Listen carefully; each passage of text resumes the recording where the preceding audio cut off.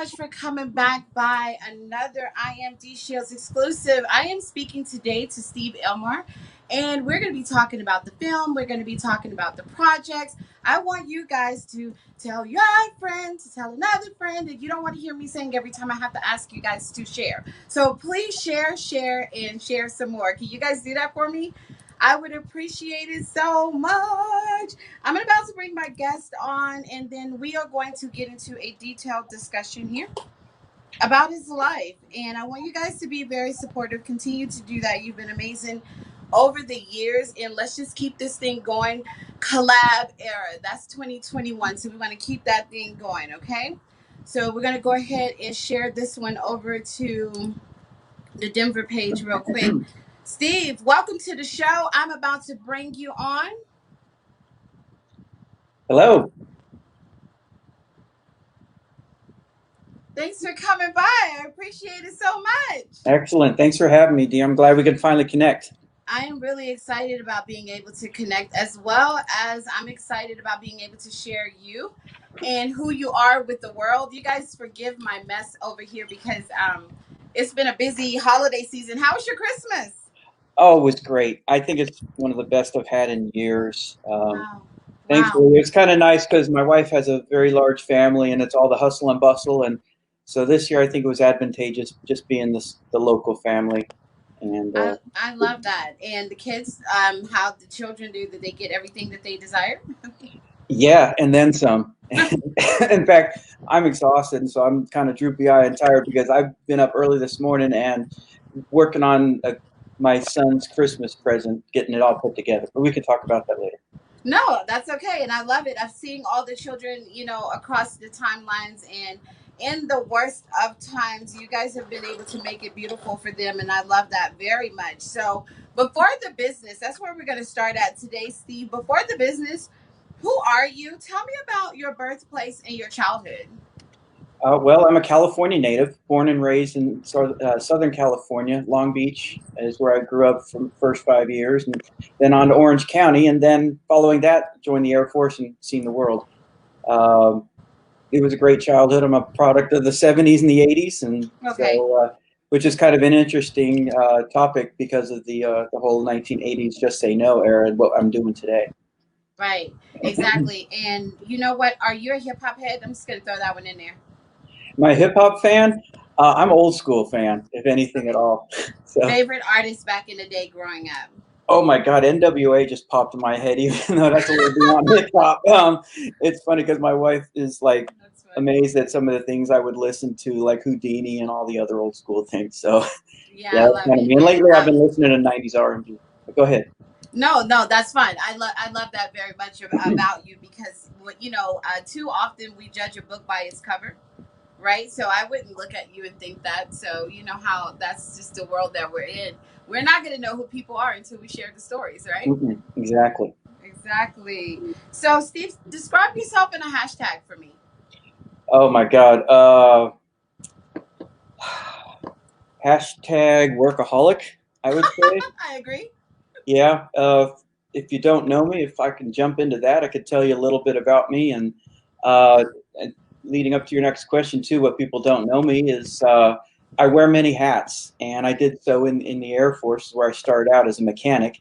And so I did everything from mechanics and electrician to computer technologies, software, and different things like that. But I'm a photographer by trade, and that's what led me to filmmaking.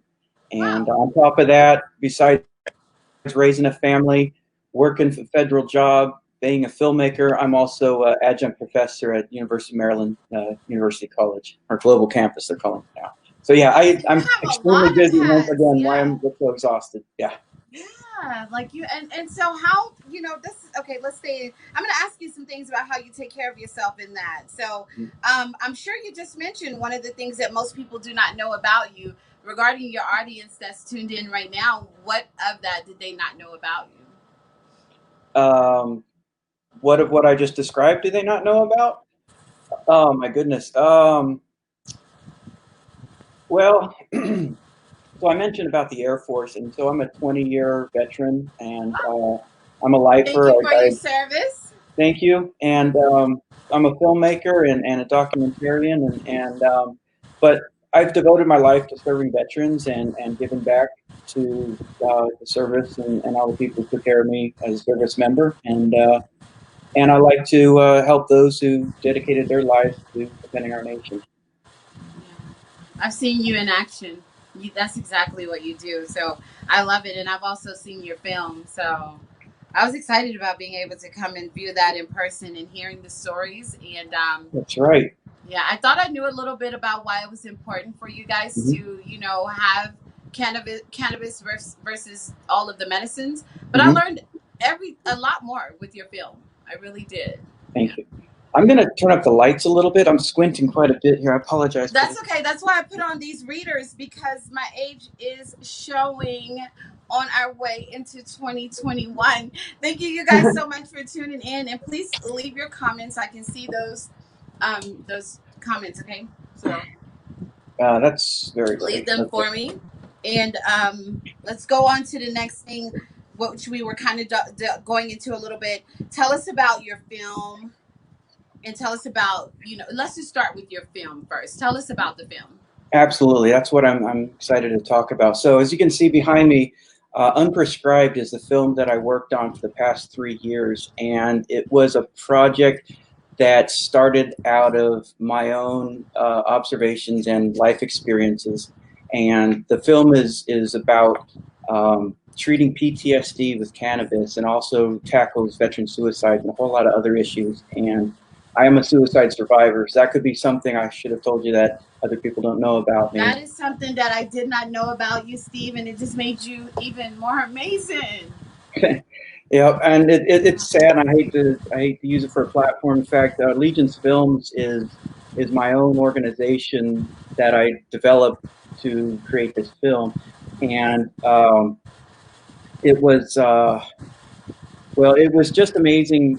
I'm kind of circling back to why I made the film in the first place, and that was being a child of the 80s and being taught about the don't the just say no to drugs and being taught that cannabis is this gateway drug to all these other evils.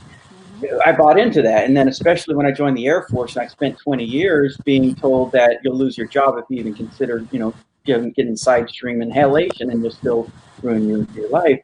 And so when I got out and learned the medical benefits of it and realizing that it's treating PTSD and it's helping to lower anxiety and in return reducing veteran suicides, because also a lot of the meds that the veterans are on is contributing to that. And I myself am on anti-anxiety medicines. And I thought, why have I been told all these years that this is so bad, so illegal, so career killing? And then realizing that all these other drugs that we're put on are leading to more and more suicide ideations and other ailments and side effects. And so that's where I created the film, was because I didn't know about it. The rest of the world needs to know about it. At least the rest of the veteran community needs to know about it, or the active duty community needs to know about it, and we need to stand Definitely. up for that. Yeah, and use your near tragedy as your muse, and then reached out to help others. And that's the key part that I really want to talk about. Mhm. Do we have any progress in regards to active duty in cannabis? No, it's still steadfast. In fact, it was really enforced that they were even trying to outlaw CBD. In fact, I don't even know where it stands today, but I know in the federal government in the last couple of years, they tried to throw out a memo saying that even CBD use could be is basically punitive or is against the law, because they keep reinterpreting the Hemp Act and everything else, and so it's a back and forth. And really, what it is, it's a last ditch desperate plea of the government to control something that they know they can't control. Also, and can I call them out for there has been a tremendous amount of small business growth in African Americans in the CBD industry. Mm-hmm. And so, who are you really coming for by attempting to do that, right? So, Well, in fact, I'll talk about that subject now if you'll let me. The yeah, I One of want to the hear key about it. parts of the film hones in on the history of cannabis prohibition going all the way back to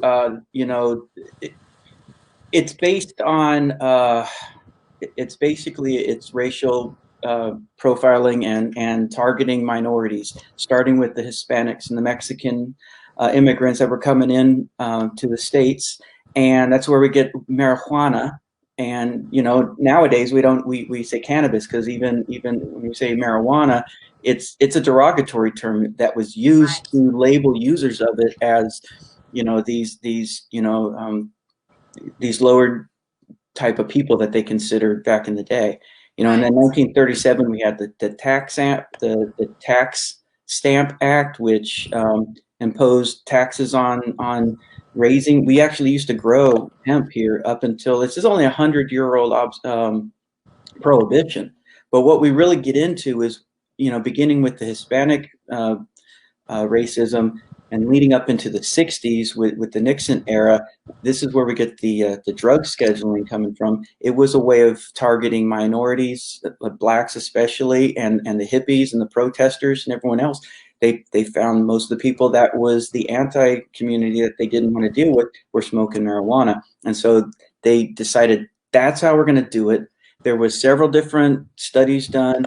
They picked the worst one they could find and said, by law, we're going to say this is a bad drug, and we're going to classify it with other hard drugs like PCP and other toxic things that are just have no medical benefit whatsoever. Exactly. And so the profiling, why is there always a profiling background? Right? You know? Yeah, that's what it is. And Yeah. it's law enforcement, and we're not going to see much change in the cannabis laws anytime soon, as long as the DEA, which by the way has been in the news recently and is really trying to get their final grip on it. They're trying to be the sole controller of it as a federal agency. Right now, you have two agencies. You have the DEA, and you have the medical side on it, Right. FBI, I believe. I can't remember right offhand. Right. But so you have a medical side and you have a law enforcement side. But the law enforcement guys are just they just don't want to let go, because it's the tool that they use for search and seizure and every other thing that they can do to get permission to go in and just basically raid someone's home or car or anything else. And as long as the DEA has a control on that and it's their law enforcement tool, they're not going to let it go. And because if they let go of that, then they don't have all the means and the funding that they need. Right. And that's why I find it very interesting. And I find myself ready to see what Vice President elect Kamala Harris will be able to do in that area. Yeah, exactly. Yep. Yeah, I love that. Thank you for giving us that information and giving us some background on that. Now, tell us about your work, I guess, as you did a recent event. Tell us about it. Was it called Emerge?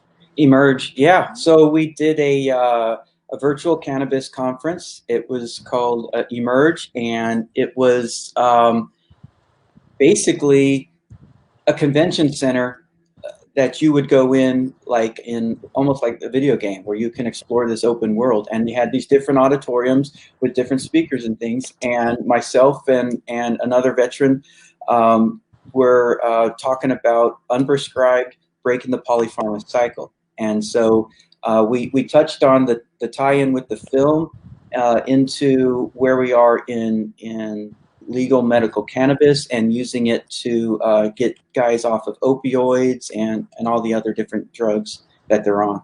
And so Exactly. this is a great, it was actually, Emerge was based out of Denver, but it was a national conference where people can join in. It's So so tech. I live here in the Denver Tech Center in the Denver area, and it's just so high tech. yeah, It's so innovative. Is that the word for it? And just so ready for what we're going through right now. You yeah, know, it be inside the house and can still get some things done, right? So right. over here, comments. Your brother Brent said exactly. I'm a firm believer in the medicinal use of cannabis. Good, and he said hashtag vets for cannabis. Very good. I like that. Absolutely. And now, what would you say is the most important part? Which, generally I get an idea, but Mhm. what would you tell the people is the most important part about your business and all that you do? Well, like I said, I created Allegiance Films LLC to give me some basic protections as an organization. So if anything comes up, any copyright claims or anything like that, it's just business tradition that you do as a small film producer. Exactly. You create an LLC so that you can separate your personal and your professional assets and other legalities. Exactly. And with that, formed that in 2017. And I even included a mission in there is to we're dedicated to producing documentaries that recognize service members for their for their contributions and sacrifices to our nation. And so basically, Allegiance Films is a veteran-oriented documentary production company. And I saw that, just being a Gold Star widow, war widow, I saw that you had Gold Star families in there also in the film. So you Mm-hmm. really thought about all aspects of the military, Thank you. which I think that what you're doing is really, really important. Imagine if, the day that I got the knock on the door, imagine if I had a little access to cannabis to just bring everything that was, which was tapping into something I've never experienced before, and being able to have somebody. I went through all that without any medication, Mm-hmm. without anything, So And it's so calming. And like I said, I have anxiety and I've been through depression. And even with the COVID, I really went on to a darker place that I haven't seen in so many years. But I was also working with a lot of veterans. And I think that kind of brought me back into to where my mindset was before, because I empathize with a lot of people. But the one thing that we found that unified us and everything was having different smoke sessions, and getting together, and it's therapeutic. And so it's amazing that we have the technology now, like we're doing, to be able to join each other for and those. to share, to join each other, and to share stories in a time when we're a little bit more vulnerable, Hmm. so we're letting our hair down, so to speak, and you know what I mean, like Yeah, really be able to connect with people that can relate. So I appreciate that you are continuing on. I want you to stay with us, because what God has put in you, what the universe has created you for, is needed for a long time. So I just look forward to seeing you just stay in the right place, so you can keep bringing us that greatness, because thank you. even if it's just one person, I tell every guest this, but Michael Jackson said once, if it's just one person, then I've done everything that I was called to do, Yeah, and so I think that that's really like continue on, because you're helping a lot of people. I agree. So tell me, do you have a mentor? My mentor has a mentor who has a mentor. So do you have a mentor? I've been thinking about that question since we first talked about the show, and in fact, I'm a firm believer in mentorism, and in fact, my personal email spells out to be a mentor, Right. just because it's something I got as soon as I got out of the Air Force. But I had mentors way back in the days of being a civilian, before I joined the Air Force. I had some men in my neighborhood who taught me how to restore old vehicles and taught me how to build engines Yeah. and do all of that. And that gave me the ability to score extremely high in the mechanical on the ASVAB. And so when I went into recruiting service, or when I joined the service and saw a recruiter and told him I wanted to be a mechanic, that's exactly what the Air Force is all about. And through all that, even the Air Force has a firm belief in mentorism as well. And so, from my trainers that I had to my different sergeants that I worked for, I've had mentors all the way through. Love And I it. think when I got out, I think I took the mentorship role upon myself, and that's sort of what I'm doing with giving back to the veteran community. Is I'm always trying to share whatever knowledge and wealth that I have, because if it wasn't for the mentors that showed me the way to do things, I would have been lost. And so I always try to pay that forward by trying to give back to others. I hope everyone heard you, because there was a message. That was a message, especially for a lot of single moms out there. Oh yeah. There's a mentor in your neighborhood. Like, and if not, reach out to Steve. Get your child involved. He could use some interns. Children doing volunteer internship could build your life going forward. So, hey, young people, let's get busy. I love that you are dedicated to that, Steve. So tell me about your family life. Tell us about the dynamics of your family. So your family looks like my daughter's family. My daughter is in a mixed family. So tell Yep. us about that, and Please explain to whatever you want to share about that, especially in these times. Certainly. So I'm in a mixed family. My wife is black, and my kids are all mixed. And I would say I'm on my third marriage, and I always say that three strikes you're out, or third time's a charm. And this time Right. I had a winner, Oh, and that's I good. would say she was the one person that she and another close friend of mine were the only people that were there for me at Walter Reed when I woke up after my suicide. And so it was.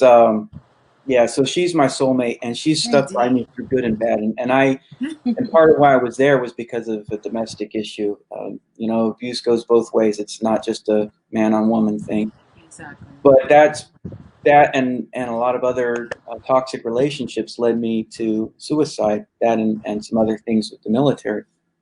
And to have her there by my side, we were just dating at the time, but it led to a very strong and powerful relationship that we've been through good times and bad.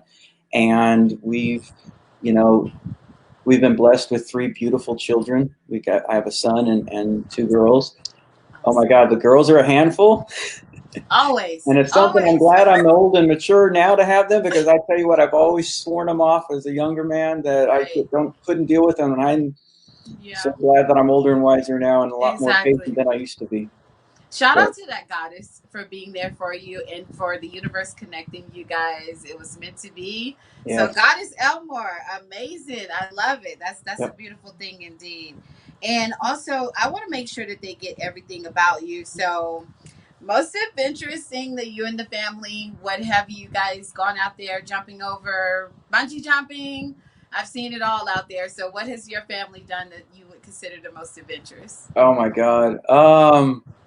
Well, I would say we took a cruise on the world's largest cruise ship a few years back, Wow. and that was pretty amazing. It had a big zip line down the middle. The kids are a little too young for that one yet, but it was Yeah. great visiting, the Bahamas and Puerto Rico and everything all along the way, and just being on such an amazing ship.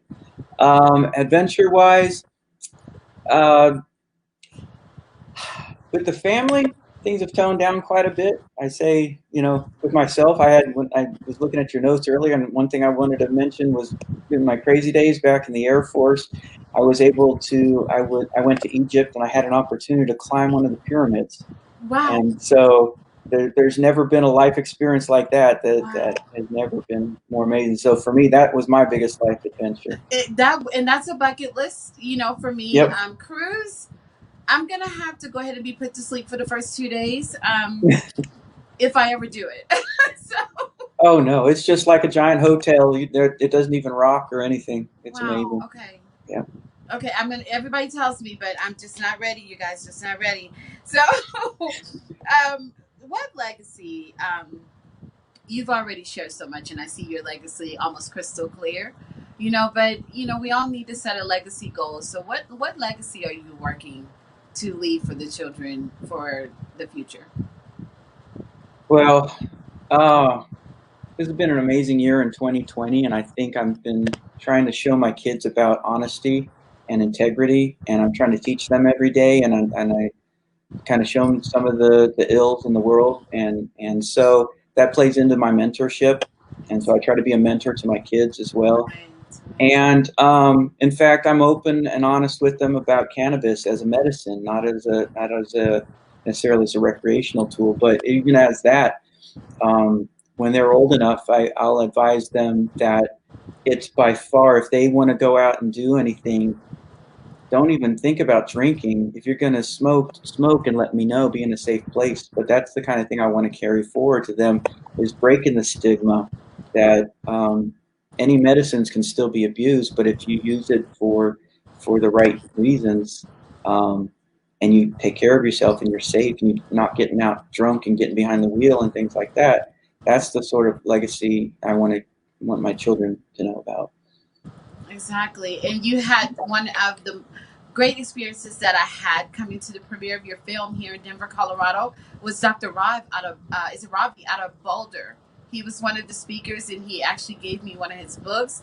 I think that education on how to use it is the most important thing. That once everyone knows how to use it, when Mhm. to use it, it'll change a lot. Oh, absolutely. Yeah, and that's my goal is to break the stigma and also to remind those who are in legal states that there's federal people, veterans who have benefits and employees who are working in states that are legal, but as long as they're federal employees, it's still illegal. And as long as we're holding on to this outdated, racial stereotypes law, where it's just it's hurting people. I And agree. it's a sad thing that they encourage alcohol use in the military. I mean, they brief on being safe and things like that, but it just goes way back for years and years and years. As it's okay to go out and drink and get in fights and things like that, but heaven forbid if you're going to smoke pot and just be chill and laugh and have No fun. commercials for it. Exactly. Yeah. Exactly. So we got to break the stigma. We got to Me end too. this. It's ridiculous. Yeah, I'm with you, and you are the trailblazer on it. We're following you all the way until it changes. So I Thank thank you you. for that, Steve. So let's talk about current election results for a little bit. Do you have any thoughts that you would like to share? Plead the fifth if you want. Well, I can say by the point when you met me, I was a libertarian. Prior to that, I was pretty strict conservative in the fact of don't change things if they're not broken, and that was it. Just the straight through. I just wasn't into big government and spending, you know, and that was it. But Yeah. over the last 4 years, it was an eye opener, and I've quickly distanced myself from that. And now I'm a strict moderate, and if anything, I'm leaning more liberal and everything too. In fact, I'm probably leaning a lot more that way. So I'm an extreme moderate. I prefer to look at both sides of everything, and that's where my focus has always been, and why I went libertarian. My focus on the film has always been, no matter who I'm working with, every sit down we made sure that it was, if we talk about politics, it's only about cannabis, because that's the one thing that is not divided by party lines. I think There you both go. sides have seen it, and that's where I say amen. And I'm happy to see a lot of moderates coming out of our Congress, but a government is still a government. We've learned that everybody is in it for themselves. So I'm very We saw happy. that this weekend for sure. Yeah, we did. And it's amazing because, well, I'm excited basically because of Kamala. Everybody was amazed at the president being elected. I'm like, whatever, he's just another politician. Exactly. But nobody was celebrating. God, how many different things? The first female in First such a black high role, woman first black vice woman, first president. Asian, and everything. It's just amazing. And I'm like, wait a minute, we were all excited about Hillary being a blonde woman with I know. political I know. connection to somebody who's like as the melting pot of America that we can have. Exactly. Exactly. She And that's represents so justice. much, from the Jamaican roots to the Indian roots to the first time we're going to have someone so very skilled in the legal world And somebody's in already talking office. about the positives of cannabis, because if it wasn't for her, Biden was already negative about it. And the only reason, and he flip flopped. I mean, I already posted on my page a year ago how firmly he stated he was not going to pursue legalization of cannabis. Wow. And now the aides have talked to him and said the right thing is, if you want to get elected, if you want to beat Trump, you've got a huge audience of pro cannabis. I mean, Good. 5 more states just elected it as positive this election. If he Wow. didn't change that, I don't think he would have been elected. So thank God that him and Kamala. I'm glad that you told us that, because we didn't know that. And that's a good example of a changed mind. Yeah. Bernie Sanders, that was why I was Bernie Sanders. Hmm. As wild and extreme as people think, look at this wild, extreme 4 years that we've been through. Do not Right. tell me that the nation wasn't ready for wild and extreme, because we had You to know, survive it. I was just telling my mom last night, it's funny how Trump came in claiming he's going to drain the swamp, and he did. He drained the wrong side. He The drained, wrong one. but he showed us the true colors, and now Yes, we're it did. left. And now, even in this time right now, there's still enough people floating around on the top that we just need to skim them off and get them Get out. them off. All Get these them off. last men holding on while he's running around trying to, like, the game is over. Let it go. You're delusional. So anybody who's supporting him is blatantly showing you that they're only doing it for their own self-interest because they want That's it. something from Trump when he's out. That's it. Period. That's it. It's going So to switch back to following Wall Street and big business, and they're Mhm. not going to be talking about the people trying to use that as a narrative to push their own personal agendas. So, woo, Right. I'm ready for some Biden, Vice President elect Kamala Harris. Thank you for sharing that and going into that point. How do the viewers find you on social media, Steve? How can they connect with you? We're at so on social media, everything is at Allegiance Films. And if you want to find more about the film, our website is Allegiance Film without the S. So allegiancefilm.com/unprescribed. Love it, love it. And what's you have another film project coming? We got some things in the work. I still got to talk to some folks and let them know, but it's going to be a social justice topic about some people that were well about a well, it's about a. I'm trying not to give it away without saying their name, No, but I'm just I going to love say it. it. So Sean Worsley is a black male veteran who was incarcerated for cannabis use in Alabama, and he wasn't even he was arrested for having medical cannabis in his possession, and it was just the most outrageous court battle to try to get him just probation and get him out of jail. I mean, it was ongoing for months on end. And so, with the support I was given the family, his wife reached out to me recently after he got released and said that if they do a film, that she'd like Allegiance Films to be that Love it. representation. Love it. So I don't want to jinx anything, but that's something that I'm really, if that happens, it's gonna be a very heartfelt, Yeah. personal journey, and it's gonna be a learning experience for a lot of people, I think. We're going to stand behind you on that. So much needs to change, and you are a part of the change. So we thank you for that. Stay with us because we're going to be following you in your journey. And thank you for sharing it with my viewers. And thank you for coming on. A good friend, military veteran, and a hard worker, Thank you. married to a goddess. She's carrying, Yeah, you know, it's always the women in the background people may not see and have the biggest part of the story as well. So thank you for absolutely. sharing that with us. Yeah. Thank you very much, Dee. I'm really glad we had this. I'm excited. Thank you for doing it. And we're going to come back and do a part two as you continue on your journey. Absolutely. I look Thank forward to you. it. Thanks, guys. And everyone tuned in. I appreciate you guys. Cruz out of Virginia says, good evening, Steve. So thank you guys for coming by to participate and view. Continue to share this. It's going to really help somebody. And that's it. That's all we do it for, just to share the stories and maybe someone can relate, right? So thank you, Absolutely. Steve. And we're out, you guys. Thank you. All right. Bye, Dee. Bye.